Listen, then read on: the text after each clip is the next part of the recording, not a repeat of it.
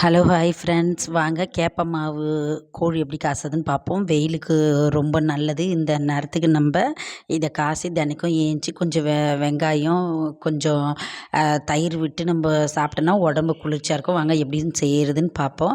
2 tumbler நான் கேப்ப மாவு எடுத்துக்கிட்டு அதே 2 டம்ளர் தண்ணி விட்டு, உப்புலாம் போடாதீங்க ஃப்ரெண்ட்ஸ், புளிச்சிடும். அதை நல்லா கட்டி இல்லாமல் கரைச்சி ஒரு அரை மணி நேரம் ஊற வச்சுடுங்க ஃப்ரெண்ட்ஸ். அப்போ தான் அந்த கேப்ப மாவு நம்மளுக்கு ஊற வச்சு அரைச்சி தர மாட்டாங்க, ரெடிமேட்டாக அப்படியே அரைச்சிடுவாங்க. அதனால் நம்ம 2 டம்ளர் விட்டு நல்லா கரைச்சி, உப்பு போடக்கூடாது, புளிச்சிடும். ஓரமாக வச்சுடுங்க. இது மாதிரி தண்ணி பதத்துக்கு ஓரமாக வச்சுடுங்க ஃப்ரெண்ட்ஸ். அப்போ தான் நல்லா ஊறிடும். நான் ஊறின பிறகு நம்மளுக்கு மாவு நல்லா சாஃப்ட்னஸாக இருக்கும் ஃப்ரெண்ட்ஸ்.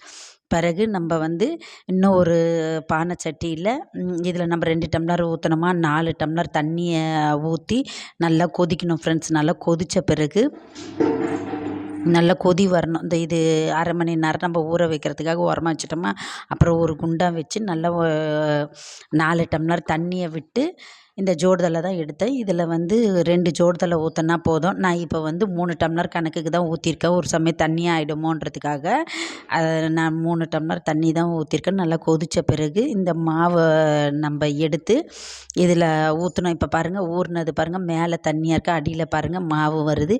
அதனால் நல்லா ஊறி இருக்கும் ஃப்ரெண்ட்ஸ். இதை மாதிரி எடுத்தால் தான் நம்மளுக்கு வயிற்றுக்கும் எந்த தொந்தரவும் இருக்காது, ஊறிடும். தண்ணி இது மாதிரி கொதித்த பிறகு இந்த மாவை கொஞ்சம் கொஞ்சமாக ஊற்றி கிளறணும். எனக்கு வீடியோ எடுக்க ஆள் இல்லை, அதனால் நானே கொஞ்சமாக இதை முன்னே ஊற்றிட்டு கட்டி இல்லாமல் கரைச்சி எடுத்துக்கணும் ஃப்ரெண்ட்ஸ்.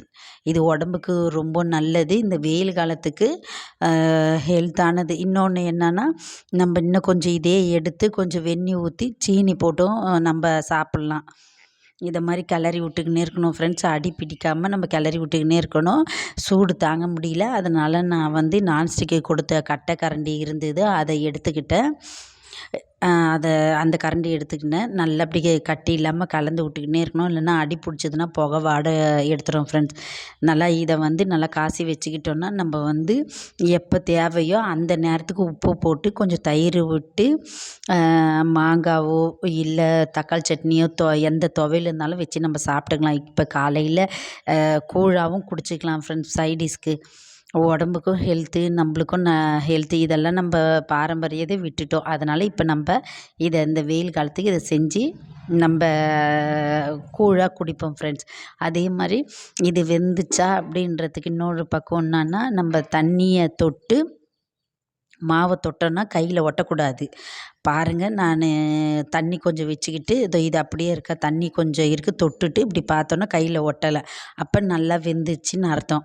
இதை எடுத்து நம்ம மூடி வச்சலாம். இப்போ உடனே எடுக்க முடியாது, ஒரு மணி நேரம் 2 மணி நேரம் வச்சு கூட நம்ம தயிர் வாங்கி கொஞ்சம் உப்பு போட்டு வெங்காயம்